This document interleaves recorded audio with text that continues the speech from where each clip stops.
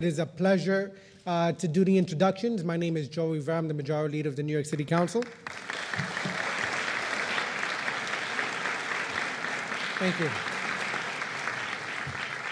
Today we're joined by, we have a quorum in the council. We have the vast majority of the New York City Council members with us today. We have Maria de Carmen Arroyo.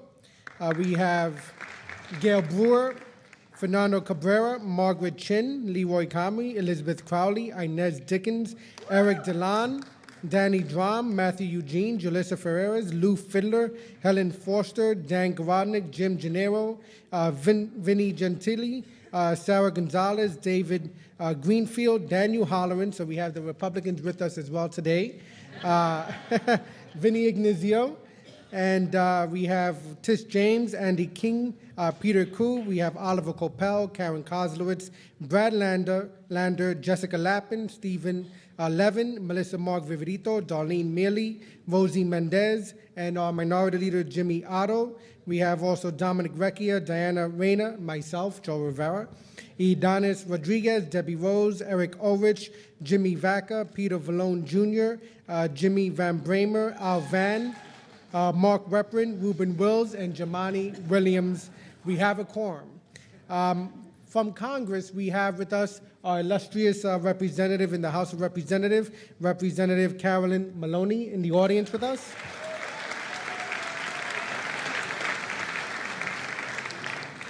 We also have two former speakers that I've had the pleasure to serve with. First, in 2001, when I first came in to the City Council, Speaker Peter Vallone.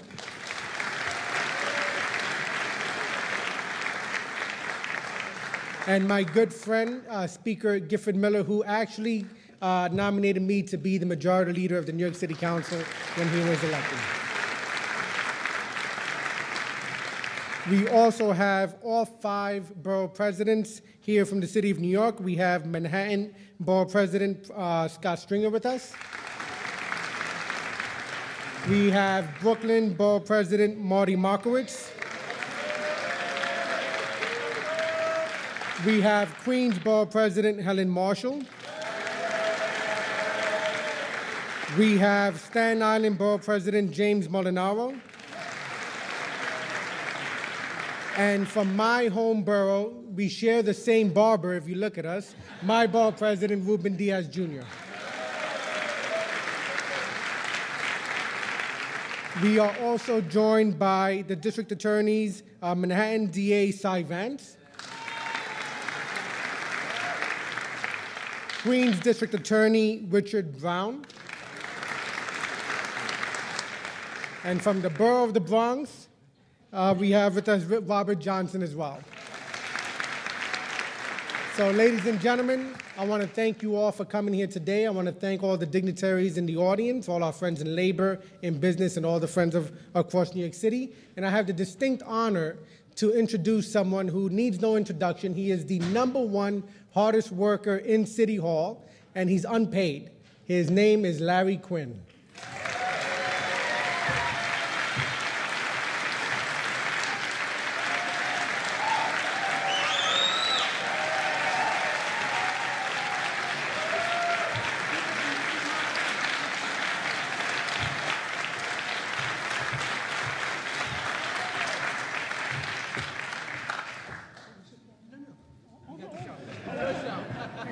Sit down.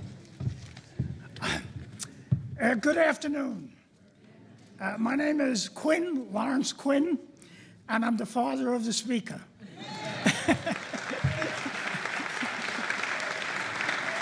I only did 2, so maybe applause is appropriate for 1. On September 27th of this year, it will be the centennial of my father's arrival in America. Martin Quinn was 19 when he came and arrived at Ellis Island and had only a few years of schooling.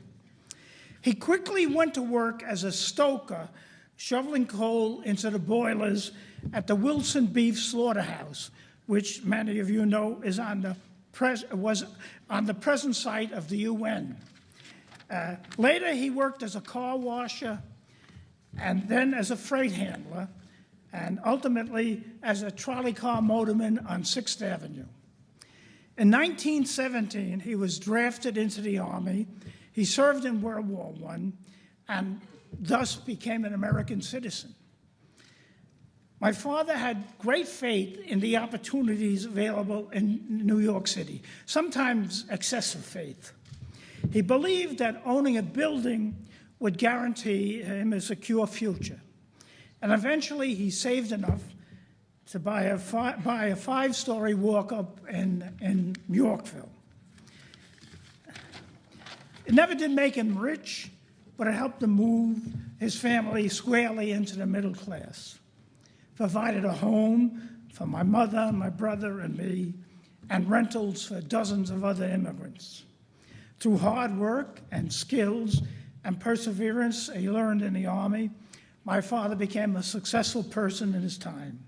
Like all Irish, he only saw dark clouds, but there was which is warranted, but it was truly, but it's truly a life filled with great opportunity. Much has changed since Martin Quinn's arrival in New York, but I believe that it still has the same potential he saw when he stepped off the ship 100 years ago. This is a belief shared by Martin Quinn's granddaughter, so let me introduce her to you, the Speaker of this august body, my second daughter, Christine Callahan Quinn.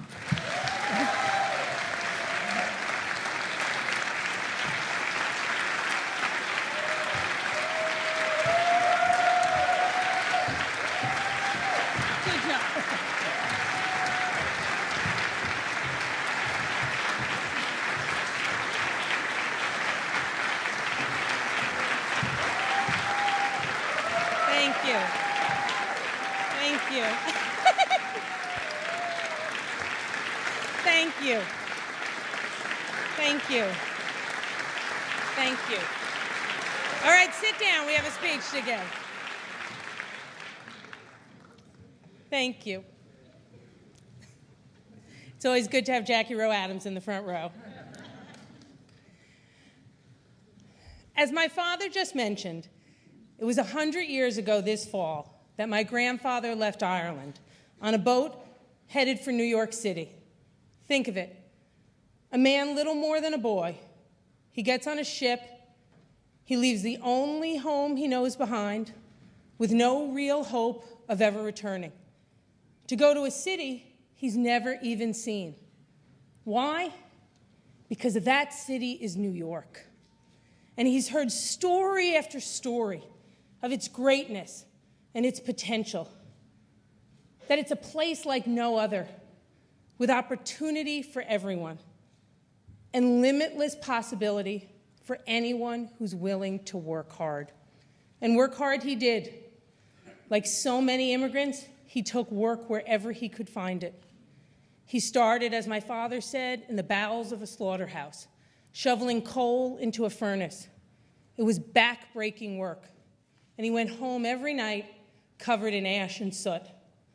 Then he got a job driving a trolley, a better job, but one that required rising at the break of dawn to get to the depot an hour early to make sure he would get a car to drive that day. And then working double shifts so that he eventually would be able to run a small business of his own and send his sons to college. Let me ask you, where else but here does a guy with barely a third-grade education get to become a successful business owner, a property owner?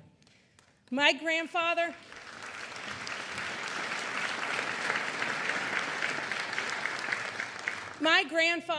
Pa, as we called him, he could have made his home anywhere in America. But he knew that there was no place better than New York City to pursue your dream. A dream not of owning a penthouse on Park Avenue, but a dream that his children would have better opportunities than he did.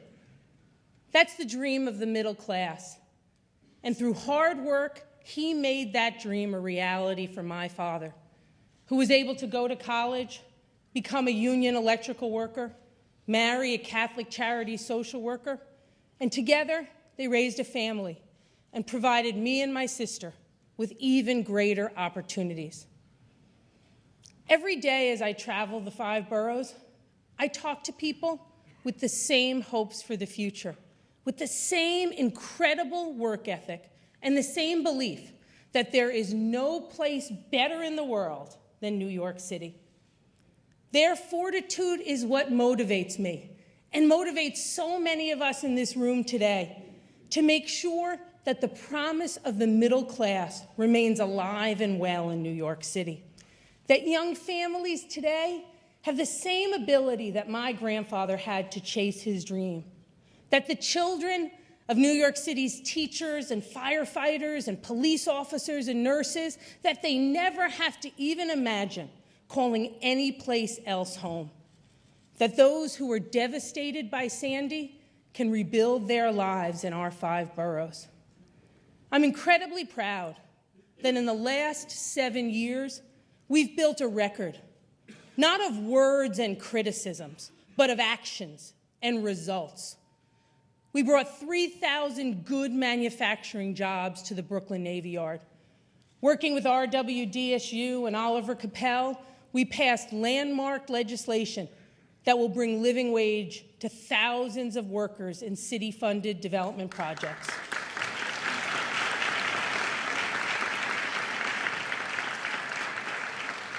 Thanks to the leadership of Education Chair Robert Jackson, 4,000 more families and students now have access to pre-K programs each year, full-day pre-K programs.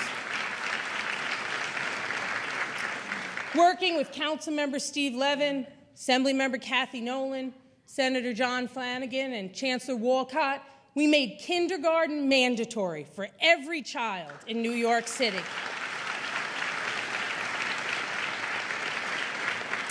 And through a joint effort with our finance chair, Dominic M. Recchia Jr., and the UFT, we saved 4,000 teachers from layoffs that would have devastated our school system.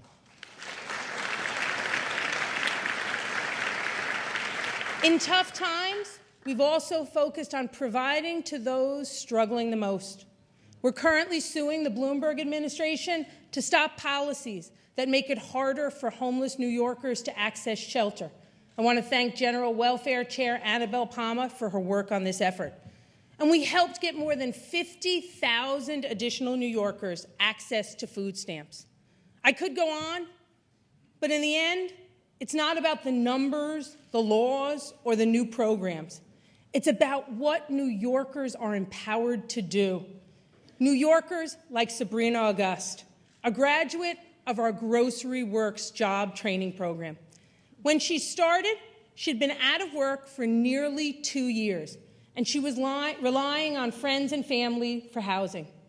Through Grocery Works, she learned the skills she needed to start on a career track in the food retail industry. Sabrina got a job working at a family-owned produce market in Dyker Heights. She recently earned a raise and is about to celebrate 18 months of consecutive employment, which that does deserve a round of applause.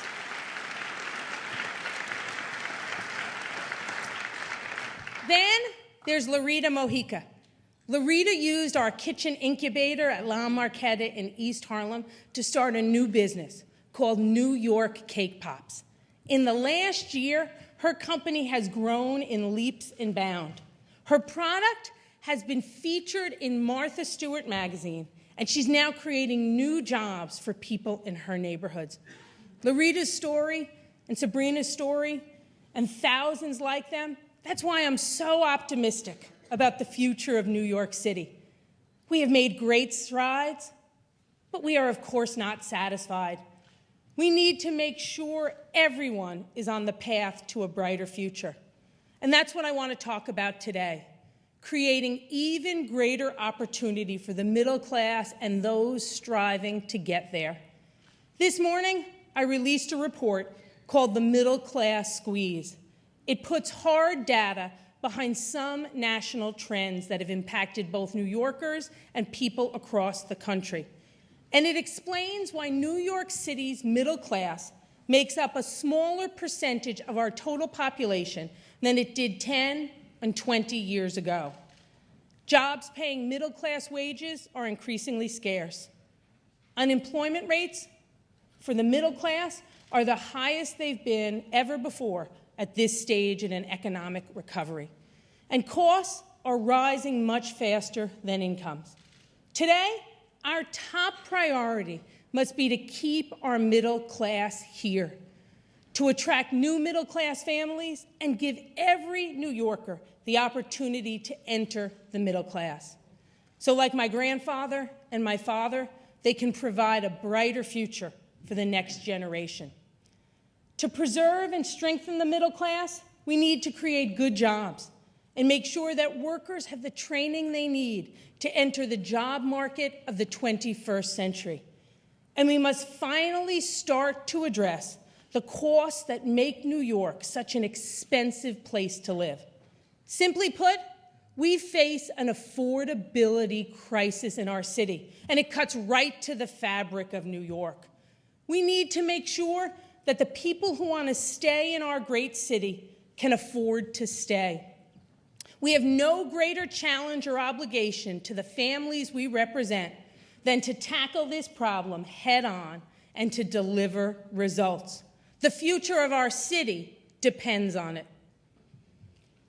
It comes as no surprise to any New Yorker that affordable housing is at the heart of this crisis. I've made this issue a focus throughout my entire career since my early days as a tenant organizer. It's also central to our competitiveness as a city. Every time I meet with a business owner or major corporate leader, they tell me one of their top priorities is affordable housing, so they can attract and retain the top talent in the world. Affordable housing is a personal issue for me as well. I'm where I am today in part because 70 years ago, my mother's parents were able to get a rent-controlled apartment on Isham Street in Inwood. That apartment gave them the stability was that a little shout out for Inwood? We could do better than that, people. I mean, seriously. It was almost so low you barely noticed it. If we're going to cheer for neighborhood, Scott, let's hear it for Inwood. All right, it's better. Gosh, good Lord. Marty, because you know whenever I say Sunset Park later on, he's going to start the wave, so we can't make it look bad. The apartment gave them the stability that allowed them to work their way up to the middle class. It gave them a chance to save money and send my late aunt and my late mother to college. This has always been part of the greatness of New York, that families could grow here and people could come here from all over the world to follow their dream. So when a couple has that second child, they can find a two-bedroom apartment in their price range. And a young artist can afford to come here and wait tables while they work to become the next great Picasso or Baryshnikov.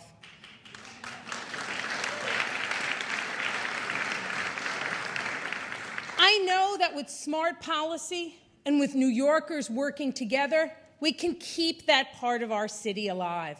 So today, I'm going to outline a four-part plan to make New York City housing more affordable. First, and most importantly, I'm proposing the biggest commitment to middle-class affordability that this city has seen in 2 generations. I have a plan to build 40,000 new middle-income affordable apartments over the next 10 years.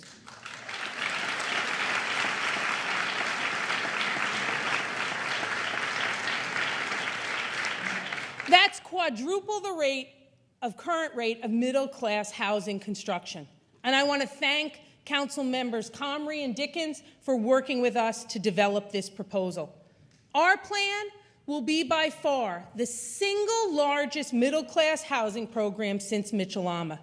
And we're going to layer it on top of the roughly 4,000 new units of low-income housing being produced every year through Mayor Bloomberg's new housing marketplace plan. We're not going to reduce that commitment to working-class housing by one single red cent. We plan to build on the mayor's commitment and to strengthen it. Make no mistake, this will require increased financial commitment from our city. We will do this in 3 different ways. 1, government efficiencies. The council and the Bloomberg administration, led by Deputy Mayor Hallowell, who is here with us today, have undertaken an effort to streamline the city's back office operations. This has led to better management of our vehicle fleet that will save us over $40 million a year in the capital budget. Similarly, as we upgrade our information technology system, we've begun to achieve concrete savings that will yield at least another $35 million a year. And I want to thank the Deputy Mayor and the Council's finance staff for their work on this effort.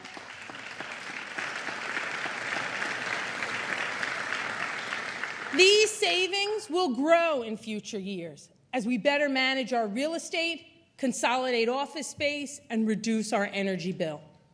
Second, we need to use every taxpayer dollar we allocate in the capital budget to grow New York City. Believe it or not, for the last couple of years, the Parks Department, for example, has programmed $50 million a year for something called miscellaneous capital projects, money that it hasn't actually used. These kind of idle funds exist in other agencies. If they're not going to use them, let's put them to use where we will be able to use them: affordable housing.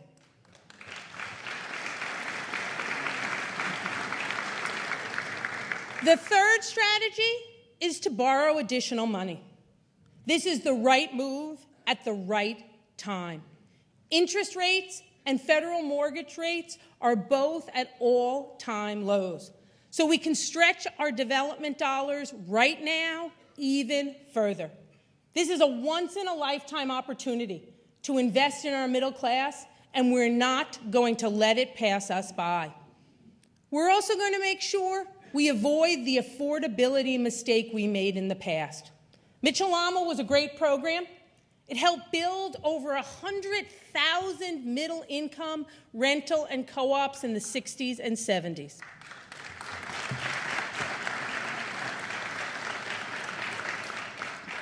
And remember, that was at a time when most other programs were only available for low-income housing. The problem is, Mitchell-Lama's affordability requirements were built to sunset after 20 years. More than 30,000 Mitchell-Lama units have already been lost, and more are being converted to market rent every day. Just imagine, you worked hard to find an affordable apartment. You spent decades making it your home in every sense of the word. You raised a family. You sent your children to college. Now you're ready to retire, and because your building has lost its affordability protections, you find yourself forced out of the place you've called home and priced out of the neighborhood you helped to build. This doesn't just impact the families that are being displaced. It robs entire neighborhoods of the diversity that keeps them strong and vibrant.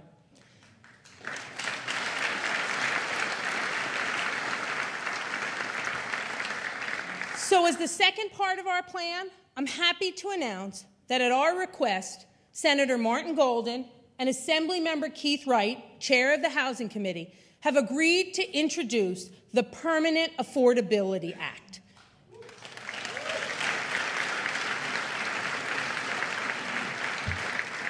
We'll be working with Council Members Brewer and Mendez to make sure it gets passed.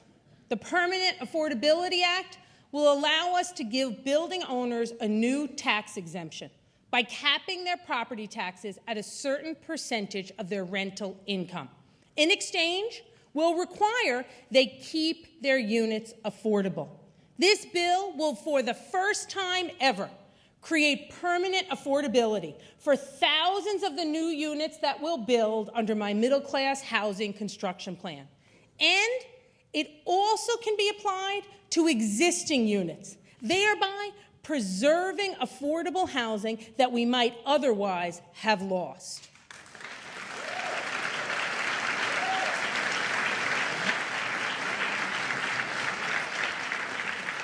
We'll have the power to renew this deal every 30 years, keeping homes affordable for as long as the buildings remain standing. Now, even if we stop the hemorrhaging of affordable apartments, some communities have already become all but out of reach to the middle class. Well, let me be clear. We're not giving up on these or any neighborhoods.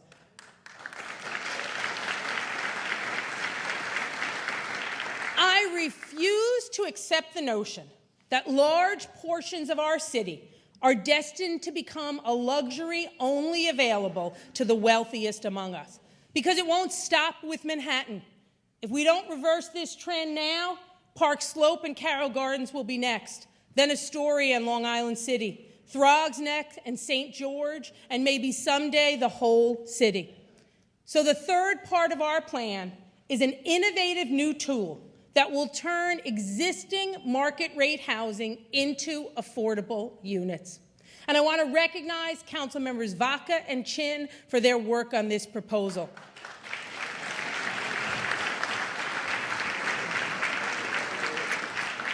I'm very grateful to say we're working with Assembly Speaker Shelley Silver and Senator Martin Golden, and we'll introduce legislation in Albany that will allow us to create a pilot program in targeted neighborhoods. We'll make this offer to building owners in those neighborhoods. You convert a number of your units to middle-income affordable housing. In exchange, we'll cap your property taxes at a fixed % of your building's rental income, lowering and stabilizing your overall cost. It's a win for them, a win for middle-class renters, and a win for the diversity of our city.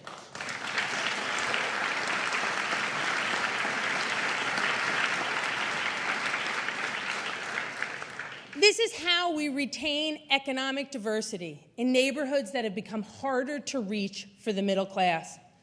We will not allow middle-class families to get priced out of the neighborhoods they helped build. We will keep New York City what it has always been, a place where opportunity is given not just to those who can afford to buy it, but to all who are willing to work for it.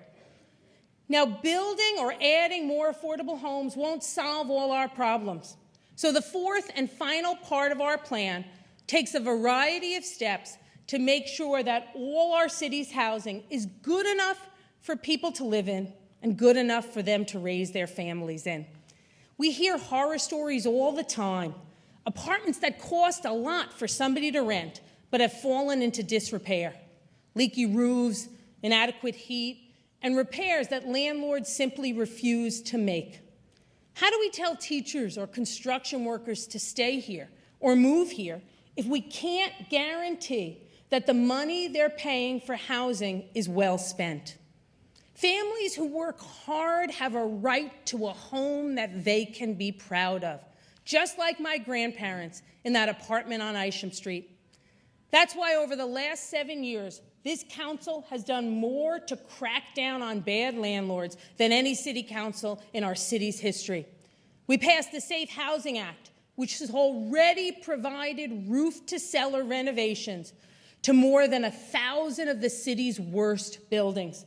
Our Tenant Protection Act, for the first time, gives tenants the power to sue their landlords for a pattern of harassment. And just last month, we passed legislation giving HPD unprecedented power to hold landlords accountable. And it's great to see Vito Mastrachullo here from HPD, who will make that happen. Thank you, Vito.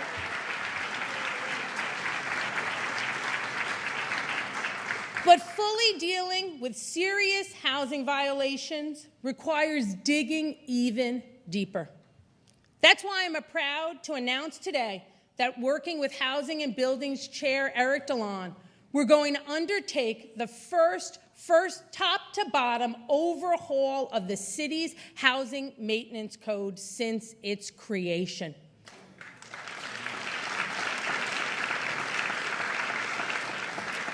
For 50 years, we've been working with a housing code that doesn't give us the right tools to force landlords to keep apartments in truly livable conditions. It's inadequate. It doesn't even recognize leaking pipes as a potential problem. So when HPD inspectors find water damage, the best they can do is issue a general violation saying the landlord, quote, must keep the premise in good repair, close quote. Now, a landlord might desire to hire a team of professionals to fix the pipe and repair the plaster. Or he might just buy a can of white paint and cover up the damage, only to see the leak come back in a week or a month. Either way, he's brought the apartment up to code and doesn't have to worry about a violation or a fine. How are we ever going to solve this housing crisis if every affordable unit we create, at the same time, we're letting units become uninhabitable? So when we update the housing code, we're going to give building inspectors the power they need, the power to tell landlords exactly what a problem is and exactly how it needs to be corrected. And we'll create new penalties for repeat violations. So if you keep trying to get away with a quick fix, you will pay. We'll open up more middle-class housing this way. We'll open up more middle-class housing by forcing landlords to do their jobs. Now, contrary to what you might think, this idea is supported by both tenant advocates and the real estate industry, because it isn't about unfairly targeting landlords. It's about taking down the slumlords that give every other owner a bad name.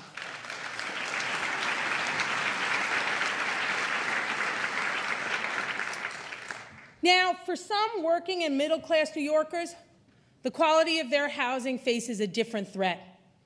At the height of the housing bubble, unscrupulous investors were snatching up properties all over the city, hoping to turn them around for a quick profit.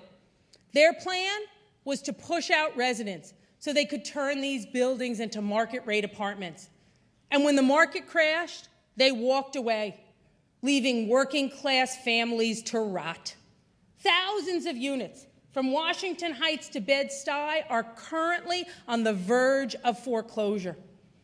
When the banks put these buildings up for auction, the future of the tenants hangs in the balance.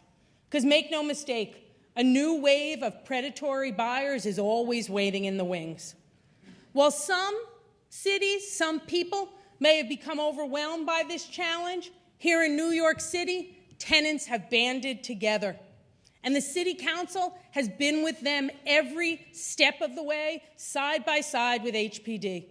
In partnership with Mayor Bloomberg, we created a task force on financially distressed rental housing, chaired by Council members DeLon, Dickens, and Palma. And when 10 buildings in the Bronx were in jeopardy, working with the borough president, we pressured the lender to sell only to a tenant-approved owner, one who would make needed repairs and keep the units affordable. And in the end, we were able to save the homes of 500 families in the Bronx.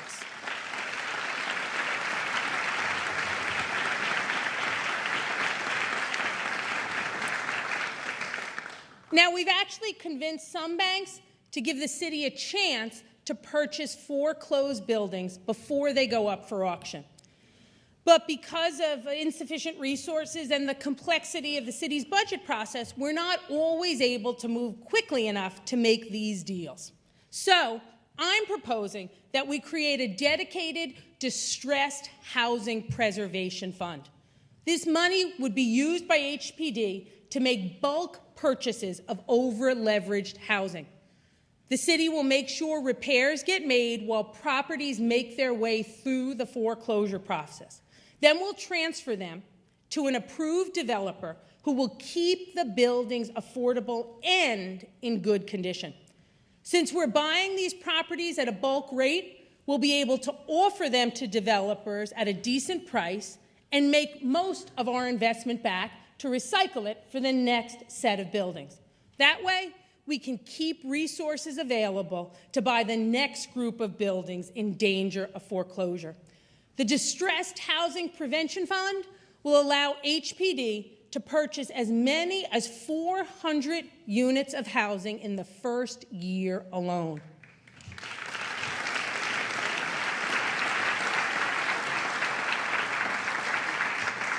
And I want to thank Council Members Van and Rivera for their work on this issue. Now look, none of this will be easy. It will take a renewed commitment by the city to make affordable housing a reality for tens of thousands of middle-class New York families. It's a challenge, but it's one that we will and must meet. Now, rent isn't the only expense that's putting a burden on working families. For most New Yorkers in today's economy, one income isn't enough to enter or stay in the middle class. More often than not, both parents need to work to make ends meet. Inevitably, that means the added cost of childcare, an expense that for many families actually is more than housing. And it won't surprise anyone in this room to hear that New York City has the highest childcare cost in the country, on average over $19,000 a year for infant care. So, if you and your spouse are fortunate enough to have housing that you can afford and 2 good-paying jobs, the cost of caring for your young child may force you to live paycheck to paycheck. This is a central element of the affordability crisis that so many New York City families face.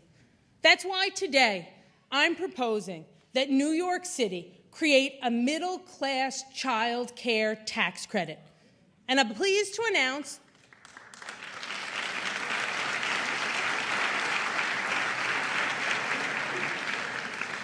and I think my colleagues will be too, that we will be working with State Senator Simcha Felder and Assemblymember Danny Farrell to introduce this legislation that we need to make this tax credit a reality. Right now,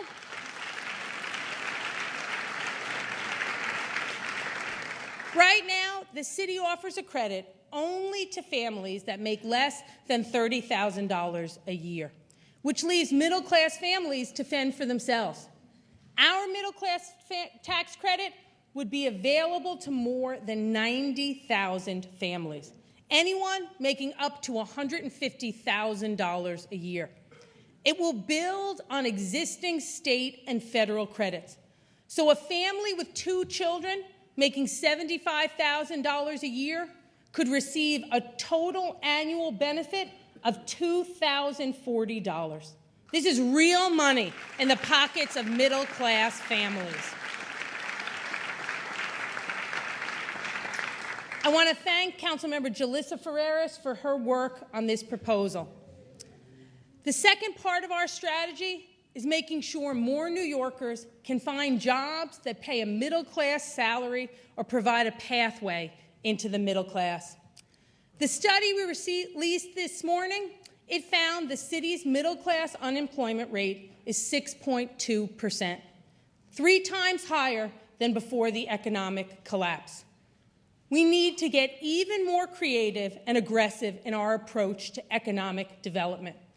In the last decade, Mayor Bloomberg and the New York City Economic Development Corporation deserve credit for having made a lot of success creating jobs by redeveloping large tracts of underutilized property. We need to continue to capitalize on these big development opportunities. But a good development plan requires us not only to work from the top down, but to also work from the bottom up. New York has always been a city of neighborhoods, each one with different strengths, different infrastructures, and different potential. Over the last decade, we've seen nearly abandoned neighborhoods transformed into thriving centers of industry. Look at what happened in Dumbo. Emerging technology firms, they saw that it had the potential as a neighborhood to support their businesses. And now it's become one of the hottest real estate markets in the country.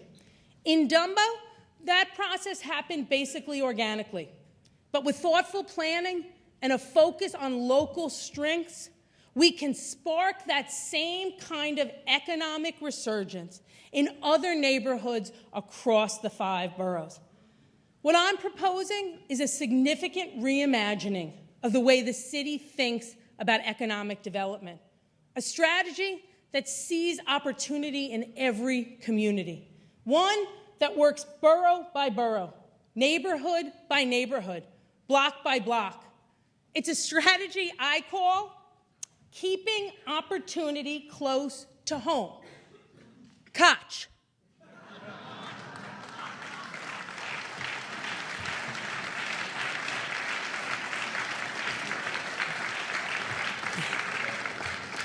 Because we all know how much I love to name things after Mayor Koch, and we all know he would not wanted us to have not mentioned him in an important way today at the first State of the City speech without him.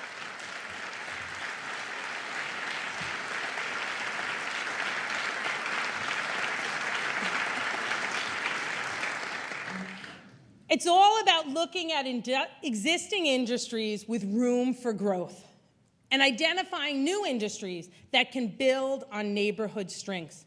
And our first course of action will be a commitment to dramatically transform the South Bronx.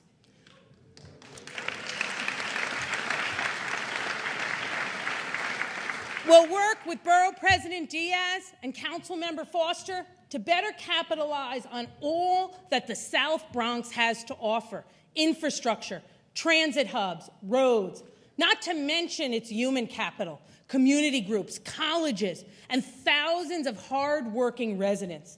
We'll even find ways to turn problems into opportunities. Transportation and distribution companies in the South Bronx have thousands of trucks driving in and out every day. These have created jobs, but they've also created high asthma rates. In the next 5 years, many of these trucks will need to be retrofitted to meet new environmental standards and help companies save money on fuel. We have a chance to create hundreds of good jobs doing this green retrofitting right here in the Bronx and bring environmental and health benefits from reducing emissions to the Bronx. We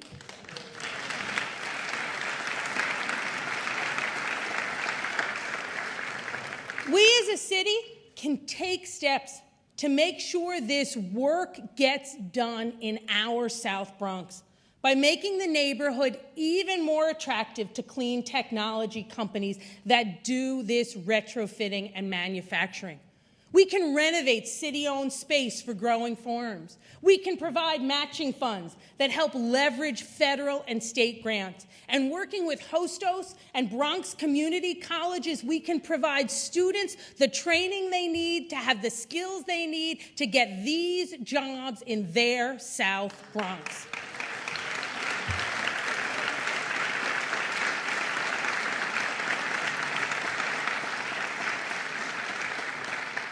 Now, that's just building on one of the strengths we see in the Bronx. We can also make the Hunts Point Food Distribution Center an anchor to create more opportunities for food manufacturing companies.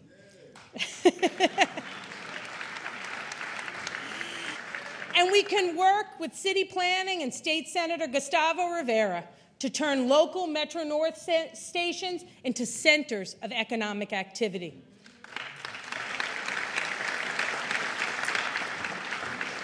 We'll use the Keeping Opportunity Close to Home strategy, Koch, in case you've forgotten, to generate economic growth in other neighborhoods throughout the 5 boroughs. Look at Sunset Park.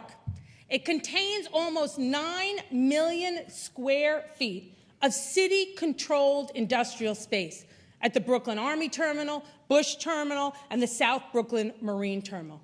Much of it remains underutilized. There's 1 million square feet of completely undeveloped space at the Army Terminal alone. To maximize all that potential, I propose we steal a page from the Brooklyn Navy Yard. I just want to mention my father was actually stationed there briefly during World War II. He had heard the boat leaving from the Navy Yard was going to go to Europe. It went to Boston and then it just stopped, so he never got to go to Europe. But nonetheless, he thinks we should rename the Navy Yard the Larry Quinn Navy Yard. I'll leave that to the next city council to take up. But the Navy Yard has been a shining example of what the city can do with underused land.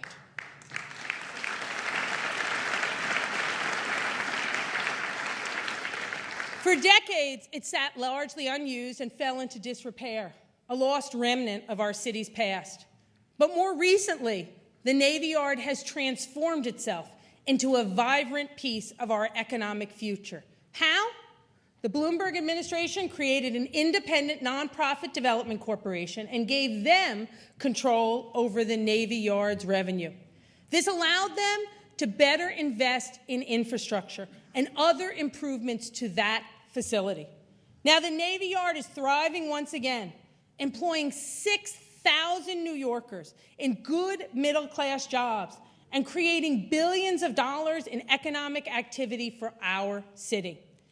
Working with Borough President Marty Markowitz, I'm proposing that we create the same kind of development corporation to oversee the operation at all the terminals in Sunset Park.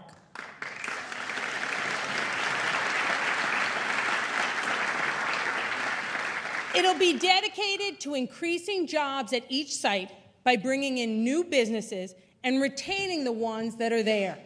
It will leverage investment opportunities, provide on-site job training, and create a campus environment to attract the rapidly growing innovative economy and innovative tech manufacturers who love Brooklyn. By fully utilizing all of these industrial spaces, 2,000 new jobs could come to Sunset Park.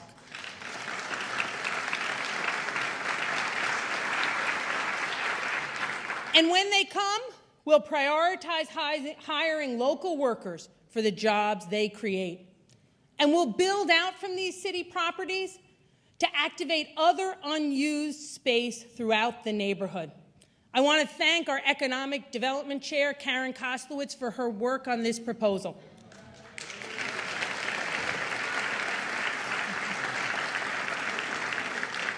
So far, our plan, Koch, in case you've forgotten, is bringing clean tech to the Bronx and manufacturing and industry to Sunset Park. But we won't stop there. In Western Queens, working with Helen Marshall and Councilmember Van Bramer, we can make room for 3D printing and other high-tech manufacturing firms that will spin out of the new tech campus the mayor has brought us on Roosevelt Island. And in Washington Heights, working with Borough President Stringer and Councilmember Rodriguez, we can build on the success of Columbia's biotech incubator by helping graduates start their own biotech firms in that neighborhood.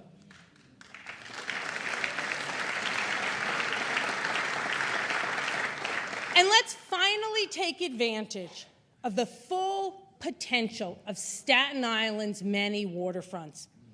These neighborhoods are already home to tugboat companies, dry docks, repair facilities, and of course, the New York Container Terminal.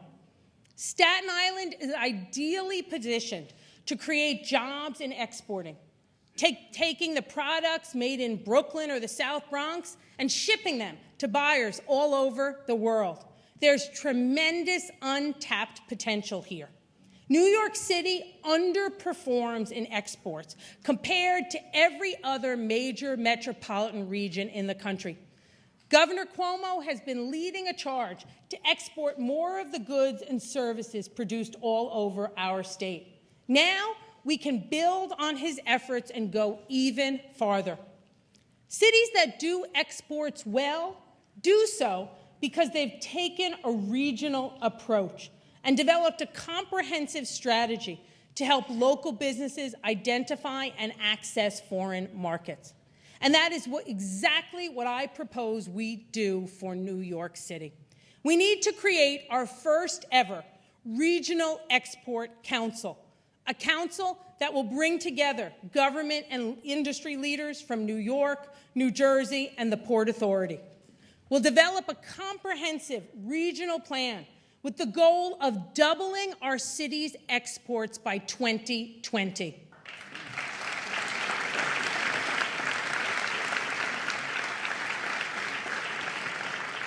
This will create more jobs on Staten Island's waterfronts, boost sales for companies all over the city and the region. And I want to recognize and thank Council Members Otto, Ignizio, and Rose, and Borough President Molinaro for all of their work and support on this initiative.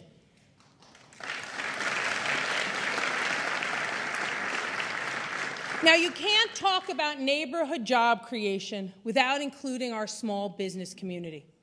Starting your own business has been a central part of the middle-class dream for so many New Yorkers. And small businesses account for 50% of the total employment in our 5 boroughs. But many of our small businesses still haven't fully recovered from the recession. Others are still reeling from Sandy's devastating impact.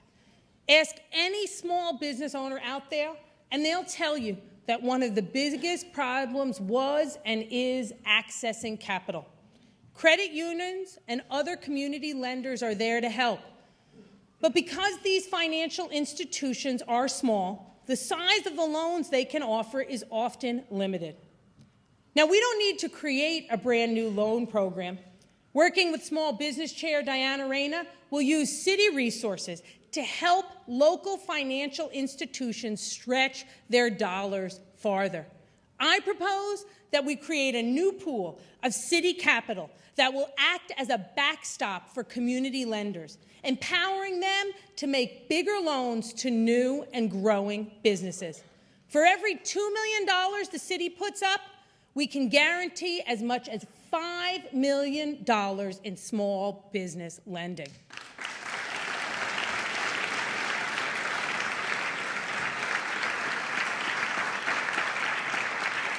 So an entrepreneur can access funds to rent an office or to hire her first employee.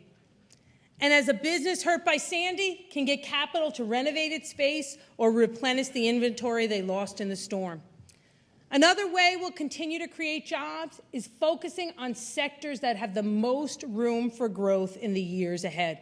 And few have more potential than the rapidly expanding healthcare industry. It's an area we've already had some success in. Back in 2011, I announced an initiative to prepare more New Yorkers for jobs as home care workers, people who deliver daily care to elderly and homebound New Yorkers. By the end of this year, we'll have trained more than 200 people and gotten them started on a career track. And through an innovative partnership with CUNY, and I can't thank CUNY enough for all their help and all their great programs, but through this program, we've trained more than 100 New Yorkers to fill nursing and nursing support staff positions that are in high demand. But the truth is we've barely scratched the surface when it comes to the potential of healthcare jobs. Because of federal and state policy reforms, our healthcare system is rapidly evolving. We're moving to a system that's focused more on prevention and primary care and provides a stronger network of patient services. As a result, there's going to be a major demand for new jobs like community health workers, patient navigators, and care coordinators. This will be good middle-class jobs, many of them unionized jobs, with real opportunities for advancement. Sounds great, right? The problem is, no one has defined exactly what these new jobs entail.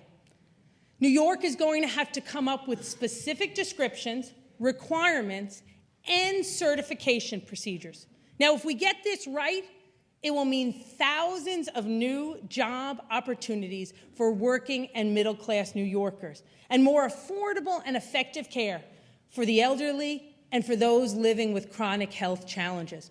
If we get it wrong, we'll see major disruptions in our healthcare system, and healthcare professionals could actually, in a significant number, lose their jobs. So today, I'm announcing a new partnership called the New York Health Employment Coalition. It'll be co-chaired by Health Committee Chair Maria del Carmen Arroyo, by Ken Rasky, the president of the Greater New York Hospital Association, and by Deborah King, the executive director of 1199 SEIU Training and Employment Funds, and by Bill Epstein, the dean of health at CUNY. We'll work together with city and state agencies, healthcare organizations like the Continuing Care Leadership Coalition and the Primary Care Association, philanthropic groups, and other healthcare unions. We'll start by focusing on the most immediate need. Because of state healthcare reform, thousands of home care workers are at risk of losing their jobs really soon because of state healthcare reform. In order to meet new standards for home care, They'll need additional training, and they'll have to pass more tests. But right now, the tests and the textbook are available exclusively in English. So in response, I'm announcing that the City Council is going to provide funding to translate these materials to meet the needs of our diverse workforce. We'll make sure that as many as 3,000 non-English speaking home care workers keep their jobs, and make sure that patients don't lose their culturally competent home care workers.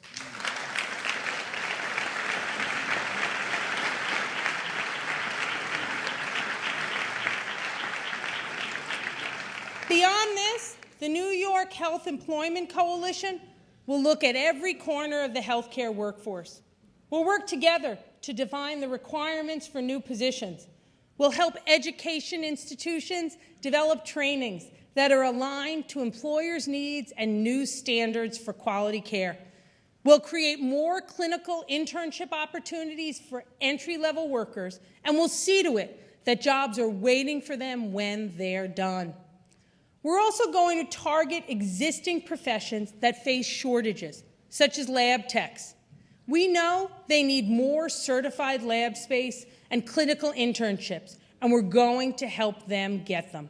We'll make sure that New Yorkers from all 5 boroughs have access to these in-demand jobs, and we'll provide the training that existing workers need to retain their jobs and give them even more skills so they can work their way up the career ladder to the middle class.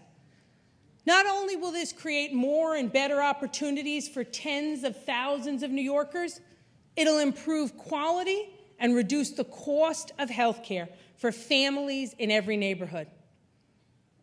I've talked today about capitalizing on existing strengths to create more jobs for middle-class New Yorkers. Well, the truth is, our people are the biggest strength we have when it comes to job creation. Our workforce is by far the most important factor that attracts companies and entrepreneurs to create and keep jobs in the 5 boroughs. If New Yorkers have the right skills, the jobs will follow. For many companies, the importance of a strong workforce has started to outweigh more traditional factors like taxes, financial incentives, and cost of living. In fact, in a recent meeting with my economic development team, the folks at Facebook said that workforce quality was their #1 consideration when deciding where to locate new offices. We need to make workforce development a central component of our economic strategy. To put it mildly, our current system is a disjointed mess. 8 different city agencies currently spend more than $300 million each year on workforce development programs in New York City. These agencies don't always communicate or coordinate, and there's no standard measure of accountability for the many programs they fund. Some programs are just required to hit a target number of job placements without any regard to how long a person stays in a job or whether it pays a living wage. We've heard stories about New Yorkers spending hours training for jobs in healthcare that have been phased out, or people being charged money to earn a credential only to discover that their employers don't require it anymore or don't even see it as a valuable thing. So today, I'm proposing a thoroughly reinvented workforce development system to bring middle-class jobs to the 5 boroughs. A system that's driven by real-world demand, has clearly defined metrics and goals, and rewards lasting long-term results. I want to thank Council Members Lappin and Fidler for their work on this initiative. Here's how our new system will look if you're a job seeker. Joe walks into any job center in the city.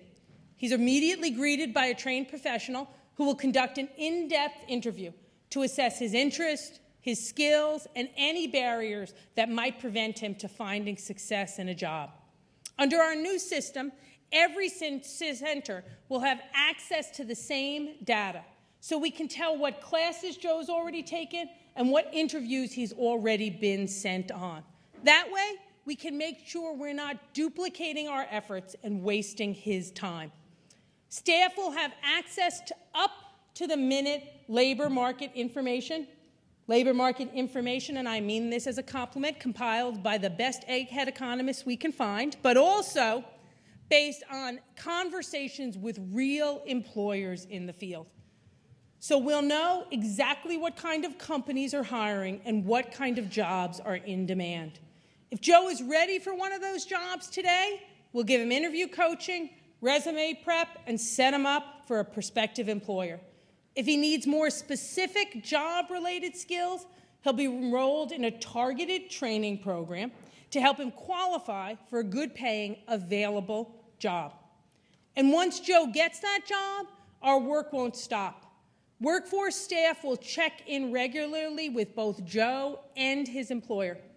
We'll make sure Joe continues to have the support he needs so he doesn't just keep that job for a month, but can turn it into a lifelong career. We can do this. The foundation is already in place. There are some great programs out there right now helping New Yorkers prepare to find good jobs. Now we're going to make service more consistent and use taxpayer dollars more efficiently. By focusing our efforts on actually growing industry and helping all job seekers get in-demand skills, we'll make our overall workforce even more attractive to the employers of tomorrow. And we'll make sure they're building good middle-class jobs right here in the 5 boroughs. One additional way we can use our city's workforce system is to help more young immigrants take advantage of the Deferred Action Program created last year.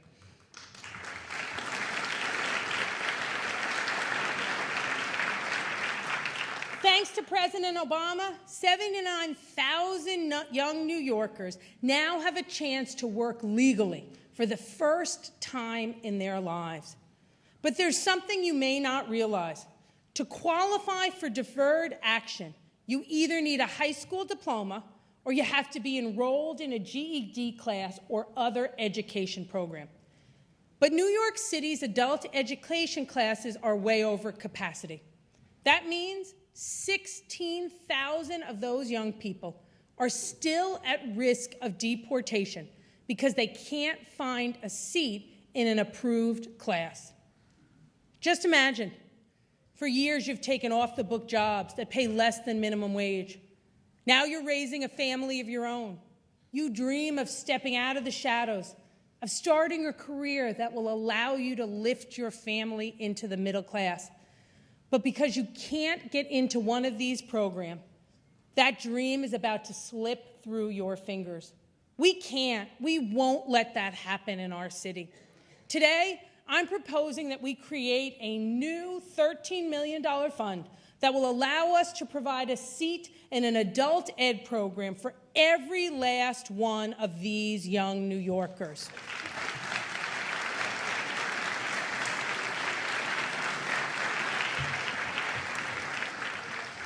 Working with Council Members Drummond and Gonzalez, we'll make sure those programs are available in a wide range of languages so no one gets left out.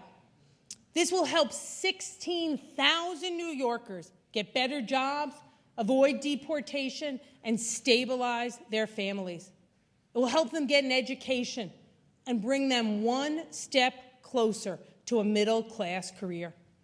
This will build on the City Council's long-standing commitment to supporting immigrant families. I've been proud to stand with Congresswoman Nydia Velázquez to push for passage of the DREAM Act.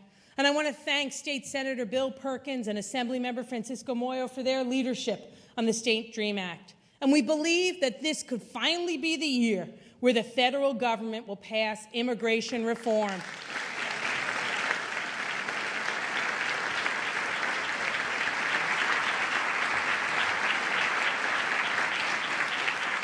And I want to thank our senior senator, Chuck Schumer, for his incredible work on this effort. By creating opportunity for these 16,000 young people, New York City will play our own part in the march towards real equality for immigrant families. And we'll send a clear message to immigrants from all over the world. We still want you. We still need you to come here to continue helping us build a stronger, better New York City.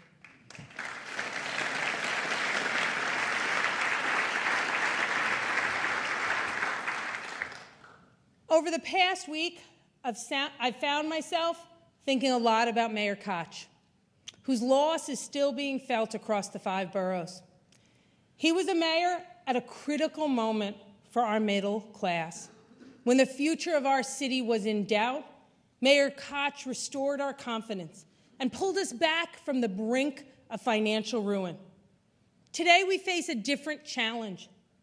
Middle-class families are desperate to come here and stay here, but they're finding it harder and harder to do so. And I'm reminded, given that reality, of something Mayor Koch said in his first inaugural address. He gave us then a call to action that rings as true today as it did more than 3 decades ago. He said, "We are the trustees of a national treasure. The city of New York itself, the greatest national treasure in the country. History will hold us accountable for how well we live up to that trust." Mayor Koch wasn't talking about protecting New York City in a physical sense. He was talking about the very idea of New York, a city defined by opportunity, where people from every corner of the world come here to pursue their dreams. A place where hard work means that you too can have a part in the dream and promise of the middle class. That's the New York City that Mayor Koch was talking about.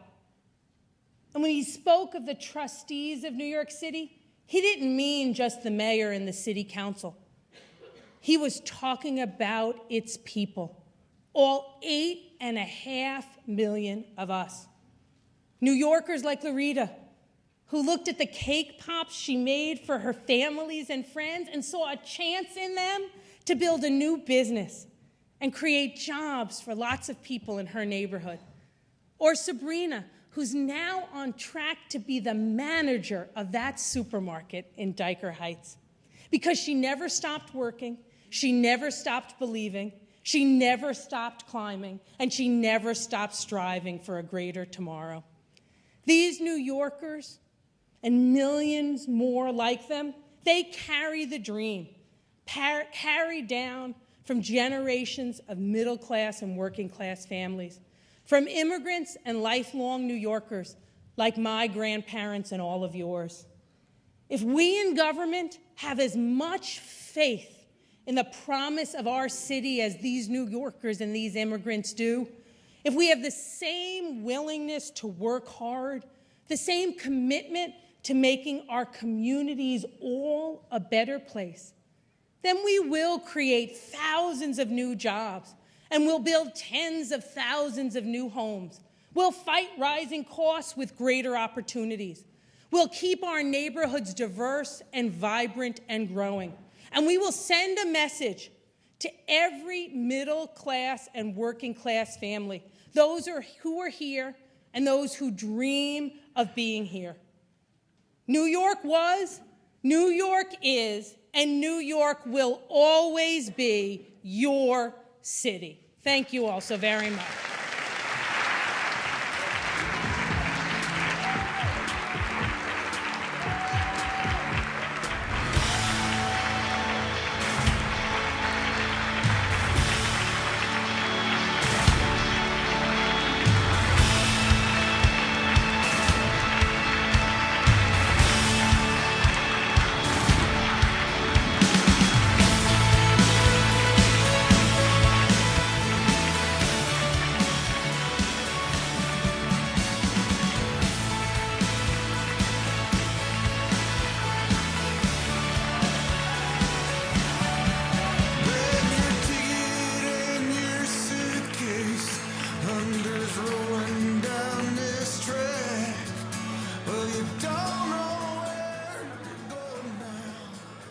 You know you